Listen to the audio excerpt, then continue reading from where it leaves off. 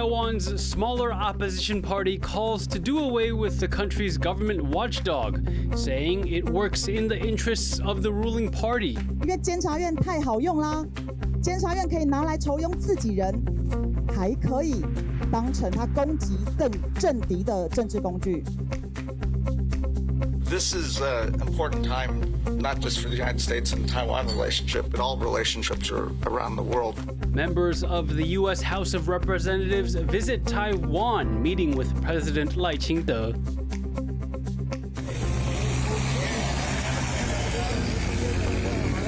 Israel and Iran trade more attacks as an intensifying conflict enters day 4.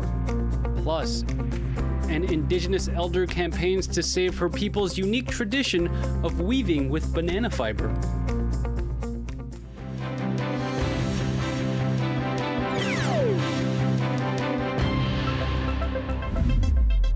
A warm welcome to TaiwanPlus News.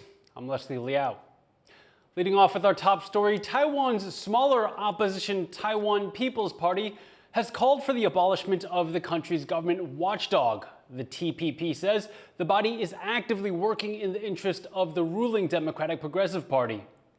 监察院太好用啦，监察院可以拿来酬庸自己人，还可以当成他攻击政敌的政治工具。 The Control Yuan is an independent branch of government that has the power to impeach, censure, and audit officials. TPP chair and lawmaker Huang Guochang last week put forth a proposal to abolish it. The proposal has passed its first stage, garnering signatures from a quarter of Taiwan's 113 lawmakers. The DPP has previously supported getting rid of the Control Yuan as well, but the party is now questioning the motives and timing of this current push.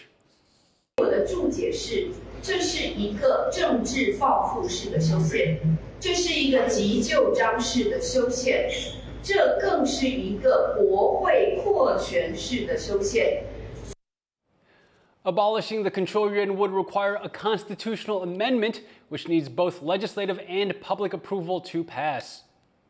To find out more about what the Control Yuan does and why there's a push to remove it, I spoke with Courtney Donovan-Smith, a political analyst based in central Taiwan. Can you tell us a little bit about what the Control Yuan does, and is it an entity that's exclusive to Taiwan's government? The Control Yuan is in Taiwan, it's the only one in the world. Taiwan has a unique 5 branches of government arrangement, which also includes the examination yuan. And the purpose of these two is that when Sun Yat-sen brought in the Constitution, is that the Control Yuan and the examination yuan reflect some Chinese imperial traditions about monitoring government officials and to avoid things like corruption and other misbehavior. Why are the opposition TPP and the Kuomintang now calling to abolish the Control Yuan? Well, not only the TPP and parts of the KMT are looking to examine it. There was for a while, the DPP also supported eliminating both of these branches of government. Now, the traditional criticisms, and there is some evidence to back this, is that the appointees to the Control Yuan are political.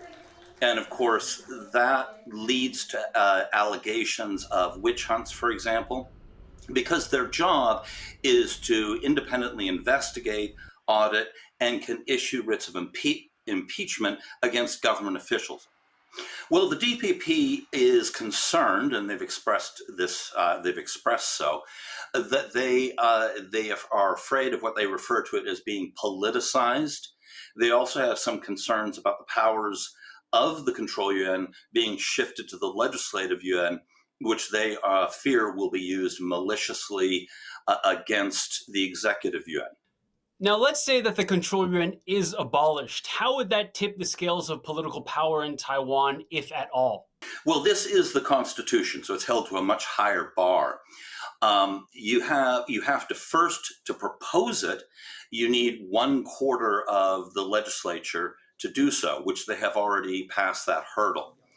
The second hurdle is then to set up a committee to examine changing the Constitution, They have to come up with a proposal, and then that requires 3/4 of the legislators to get behind it. Once that threshold is passed, which is going to be difficult, then it goes to a public vote. Well, this is a very interesting one because last year, the KMT and the TPP passed a law which would have passed some of the powers of both the Control Yuan and the Judicial Yuan into the hands of the legislature. So that would have allowed them to interrogate government officials in the legislature. Now, this was ruled unconstitutional by the Constitutional Court precisely because it was taking functions allotted to 2 other branches of government. So a lot of this, I think, would have to be hashed out in the committee. Now, the DPP obviously here has veto power if they want to get to that 3/4 threshold. So what that's going to mean is they're going to have to propose, the TPP right now, it's their proposal on the board, they're going to have to propose compromises that would be acceptable to the DPP, who is, of course, the current ruling power, so that they feel that these powers could not be abused by the legislature. That was political analyst Courtney Donovan Smith. President Lai Ching-te has welcomed a visiting group from the U.S. House of Representatives. This is an important time, not just for the United States and Taiwan relationship, but all relationships around the world. The delegation was led by Ami Bera, co-chair of the Congressional Taiwan Caucus. President Lai called for the quick passage of a bill to eliminate double taxation between Taiwan and the U.S. He also said Taiwan is willing to do more to boost its defense capabilities. 我也希望台美安全合作能够从军事采购迈向共同生产、共同研发，伙伴关系继续深化国防产业的交流合作。 The U.S. delegation also met with Vice President Bi Kim Hsiao on Monday and is set to meet with Foreign Minister Ling Jialong in the coming days. Taiwan's Mainland Affairs Council, which governs relations with China, has condemned former President Ma Ying-jeou's remarks at this year's Straits Forum in Xiamen. Ma called for more exchanges across the Taiwan Strait to avoid miscalculations. He also reiterated the need to oppose Taiwan independence. He was attending the annual forum during his 4th visit to China since leaving office in 2016. The Mainland Affairs Council also criticized Ma for not raising concerns about Beijing's continued attempts to pressure and infiltrate Taiwan. Taiwan is stepping up efforts to slow China's progress in developing advanced AI chips by tightening export controls on 2 major Chinese tech companies. Taiwan's Trade Administration has added Huawei and Semiconductor Manufacturing International Corp., or SMIC, to its updated list of registered high-tech entities. That means Taiwanese companies will now need government approval before they can export goods to either company. The move is expected to limit Huawei and SMIC's access to key equipment used in producing AI chips. Officials say the decision is aimed at protecting Taiwan's national security. More companies are putting employees on unpaid leave, according to new figures from the Labor Ministry. The ministry says 160 companies are now furloughing employees, affecting nearly 3,000 workers. Around 2,000 of them are from manufacturing sectors. Officials say 38 of the companies cited the impact of U.S. tariffs as the main reason for the move. The ministry says it's keeping a close eye on the situation and has asked local governments to stay alert. Israel and Iran continue to trade strikes with a rising death toll and few signs of de-escalation. John Van Trieste has this report. Flames pour from the site of another Israeli strike in Iran's capital, Tehran. While in Israeli cities like Tel Aviv, sirens warn of a barrage of incoming Iranian missiles. It's been several days since an Israeli strike on Iran set off a series of intense back-and-forth attacks. Israeli Prime Minister Benjamin Netanyahu says his country had no choice. We are now confronting the 2 greatest threats to our existence, the Iranian nuclear threat, and the threat of Iranian ballistic missiles. But Iranian officials dispute the nuclear justification. We will still refrain from pursuing developing a nuclear bomb. We have to see how things unfold in the future, but for now we have no intention of going toward a nuclear bomb. As the days add up, so does the death toll. Iran says over 224 people have died so far, while at least 14 have died in Israel. Many of the survivors are injured. There's anger on both sides, like this anti-Israel protest in Iran, but there's sadness and confusion too. On the streets of Tehran, there's a sense of resilience, but also grim reflection. I'm very sad about what's happening right now. I'm not thinking about storing food. I'm thinking more about how we will succeed and how we must respond to Israel. While in the Israeli town of Bat Yam, site of an intense Iranian strike, there's sorrow as residents sweep up broken glass and wonder what comes next. They're fighting against elderly people. They're fighting against children. Children were killed here, an 8-year-old girl and a 10-year-old boy. They are fighting against old people. Who are they fighting against? There are still people here who haven't been found yet. Now there are signs things could heat up rather than de-escalate, with threats on both sides. From the moment we launched the campaign, we acted with surprise and deception. In the opening strike, we eliminated the top military command. We will continue to intensify our operations, and in doing so, strengthen our security for years to come. We currently possess a complete database of all your sensitive and critical locations and vital points. Therefore, we emphasize, do not allow the criminal regime to use you as human shields. Refrain from residing or moving near the mentioned locations, and know that staying in underground shelters will not provide you with security. Though Israel has killed important military commanders in Iran, U.S. President Donald Trump, a key Israeli ally, has drawn the line at killing Iran's supreme leader. Still, even Trump has not been clear about what he expects, proposing both more fighting and a deal to end it. Well, I hope there's going to be a deal. I think it's time for a deal, and we'll see what happens, but sometimes they have to fight it out, but we're going to see what happens. I think there's a good chance there'll be a deal. And with deadly strikes continuing, the world is left wondering how far this conflict will go. Ryan Wu and John Van Trieste for TaiwanPlus. Coming up after the break, we look at how fears over toxic rivers are driving Thailand to push for more oversight of mines in neighboring Myanmar.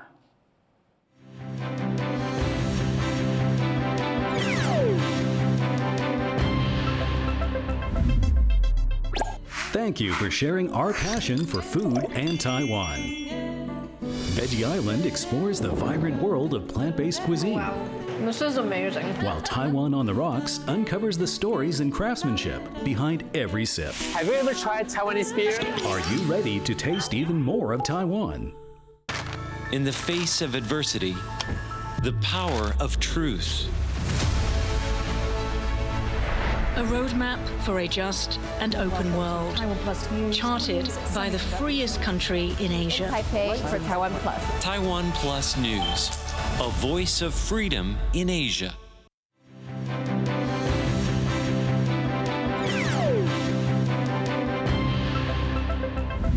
Welcome back. You're watching TaiwanPlus News. Leaders from the Group of 7 Nations are arriving in Canada for a 3-day summit. The meeting comes as conflicts rage in the Middle East and Ukraine and amid continued uncertainty over U.S. tariffs. A summit official says G7 leaders may issue a joint statement calling for de-escalation of hostilities between Iran and Israel. The meeting's host, Canadian Prime Minister Mark Carney, says he's prioritizing his country's economy and working to strengthen peace and security.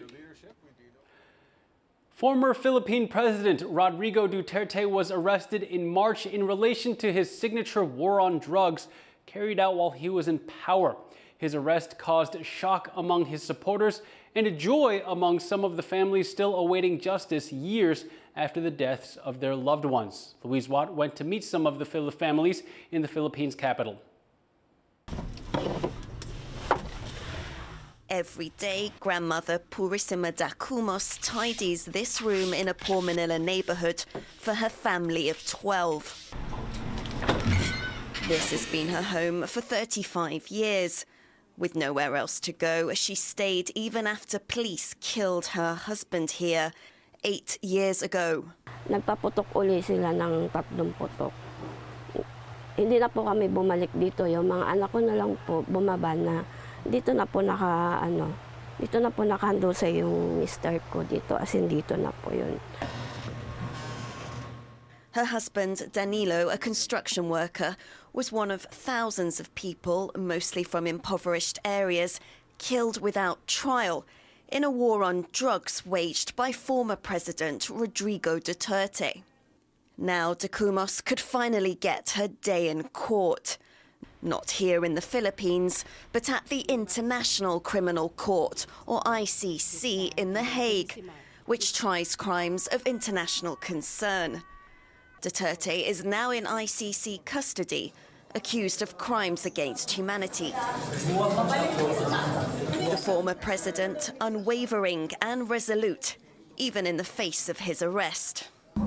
At sinasabi ko naman sa mga pulis, military na trabaho kayo at ako ang managot. So ito na nga.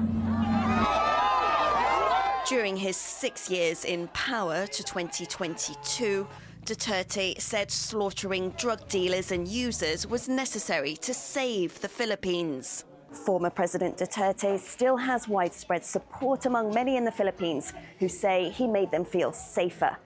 In neighborhoods like this one, residents say drug dealing was a visible problem here, but that the crime rate went down during his time in power. Many here say they wish Duterte was still in charge. We're very safe ng Duterte's time kasi, di ba, makakahinga ka, makakatulog ka ng mahimbing, walang mga magnanakaw. Sa drugs po, mas lumala. Mas lumala ngayon, unlike nung kay Tatay Digong pag sinabing, may kasalanan yan, drug addict yan, patayin nyo. Ngayon po, parang drug addict yan, o sige, mabuhay lang kayong payapa. But the current government of President Ferdinand Marcos Jr. says the crime rate has fallen. He's also cracking down on drug use. But unlike his predecessor, the focus is on securing convictions and not killing suspects. That's a clear difference from Duterte's drug war. Activists say up to 30,000 people were killed, but only 4 cases are known to have led to convictions, including that of Mary Ann Domingo. A court found 4 low-ranking police officers guilty of homicide for the killings of her husband and son. Those officers are out on bail as they appeal their convictions. Dito parang pakiramdam ko hindi ko maabot ang hustisya, hanggang papel na lang ba. Kasi dito alos ang mga na madaling makakuha ng hustisya, yung mga mayayaman lang, pero yung mga mahirap, para ang hirap-hirap namin abutin ng hustisya. Domingo hopes Duterte's arrest means justice is closer, but she feels sadness that she and other families have to seek it in another country, far from the homes that have been forever tainted by the killings of their loved ones. Luffy Lee, Joseph Wu, David Santos and Louise Watt in Manila for TaiwanPlus. Thailand's government is pushing for the supervision of mines in Myanmar. That's after it found high levels of arsenic in the river that runs between the two countries, triggering serious environmental concerns. AC Wells reports. These fishers on the Kok River in Thailand are collecting water samples for testing, following the discovery of abnormally high arsenic levels in the orange waters. Thai locals and officials say the culprit is mines like these just across the border, in the hills of Myanmar. They're among a dozen that have popped up in recent years in Shan State, and authorities say they are washing toxic waste downstream into Thailand, causing serious damage to the environment. This is the kind of environmental damage that you might only see once in a lifetime. It's so serious that now I can only stand and look at the river. I don't dare go into the water anymore.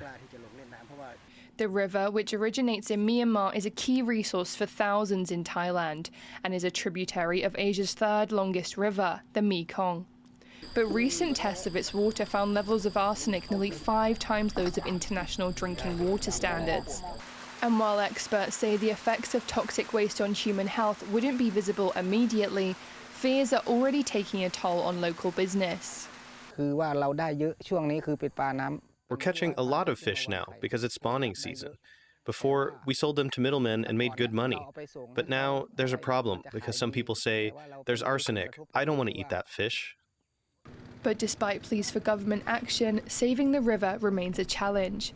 The mines in question are believed to be run by Chinese companies, operating in a territory controlled by one of Myanmar's largest ethnic groups, unlicensed and unregulated. As Myanmar remains embroiled in civil war, Bangkok knows Myanmar's junta may be unable to intervene. But that isn't stopping protesters here in Chiang Rai, who say there could be a way to resolve the pollution issue, with urgent cooperation. So the issue will be resolved if Thai government, Myanmar government, including the Chinese government, working together. Otherwise, we cannot stop the situation. For now, fishers have no choice but to carry on casting their nets in toxic waters. Still, campaigners say the river isn't beyond saving yet. And though fears over its water might echo for years to come, hope remains that cross-border collaboration can help rewrite its long-term fate. James Lin and Izzy Wells for TaiwanPlus. Taiwan's Coast Guard has found the body of a high school student who drowned off Taiwan's southern coast over the weekend. The teen, surnamed Huang, was swimming with 6 other students at the Fangliao fishing port in Pingdong County on Sunday when they were swept away by the current. The rest of the group was rescued after being spotted by 2 soldiers. Authorities were able to locate Huang's body on Monday morning after hours of searching. Taiwan's Indigenous Kavalan people have a unique weaving technique that's at risk of disappearing. But one woman is now on a mission to keep this tradition alive. Our reporter Sandy Chi went to meet her at her workshop in eastern Taiwan.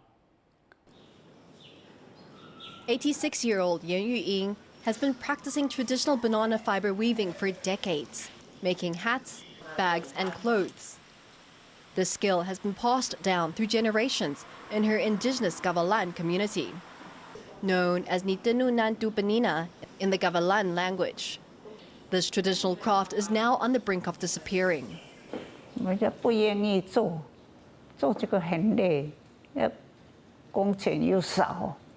Banana fiber weaving demands a lot of patience and unwavering determination. But for Yan, every moment working on her craft is worth it, because she's driven by a powerful sense of purpose.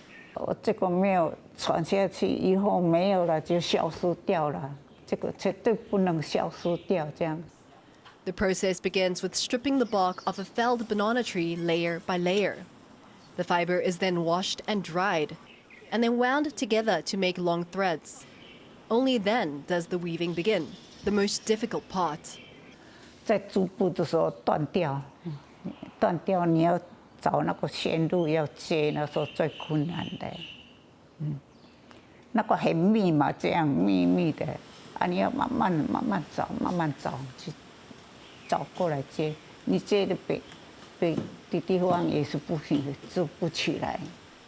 The technique has caught the attention of designer Justin Zhou. He invited Yan to contribute to the opening ceremony uniforms for Taiwan's athletes at the 2024 Paris Olympics, bringing this traditional technique to the world stage. 就希望这次有个概念是把最好的东西，包括这个香蕉丝，这个挑枝的图案，所以也希望能够把最好的东西给代表台湾的运动员，在巴黎的时候被大家给看见。很感动，我说哇，这有一天这个香蕉丝到国外那边去，看到会流泪。Though banana fiber weaving has made it to the world stage, very few people are willing to learn the technique.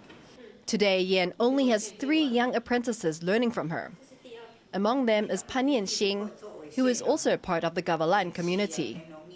小时候的时候，就是阿嬷有在做编织，然后长大之后才发现说，哦，原来我们噶玛兰有橡胶丝工艺，就是全台就只有我们这个族群有这个很独特的工艺，所以就想说，如果有机会的话，就来学学看。For Pan, she says she learned more than a traditional art form from Yan. She also learned a valuable life lesson. 你没有沾水？有啊，有。就是严老师他，除了是一位工艺师之外，也是一位母亲，然后也是就是要负担家里的可能，温暖啊，因为他要织布嘛，织布衣服让家人有可以比较温暖一点，有衣服可以穿，然后又要帮忙煮菜啊，做家事这样子，然后是一位就是非常多能的女性这样子，所以会觉得说，哎，噶玛兰族的女性跟香蕉师一样很有韧性。Yan is recognized as a living national treasure in Taiwan, one of the very few people still dedicated to preserving this fading craft. Yan continues to serve as a guardian of tradition, hoping to pass the technique down to future generations. Chris Ma, Joseph Wu, and Sunny Chi for TaiwanPlus. And thank you for watching TaiwanPlus News. You can visit the TaiwanPlus website or follow our social media for more stories from Taiwan and around the world. Finally, we take a look at a Palestinian artist's work that transforms stone into representations of Palestinian landmarks and heritage. I'm Leslie Liao. Take care and see you next time.